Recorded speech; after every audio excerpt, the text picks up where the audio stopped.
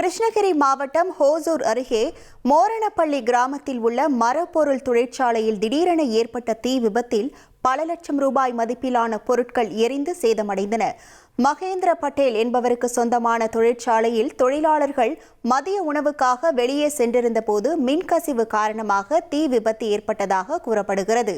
தீயில் 5க்கும் மேற்பட்ட இயந்திரங்கள், 3000த்திற்கும் மேற்பட்ட பிளைவுட் கதவுகள், வார்னிஷ் கேன்கள், பசை உள்ளிட்ட பல்வேறு பொருட்கள் எரிந்து நாசமாகின.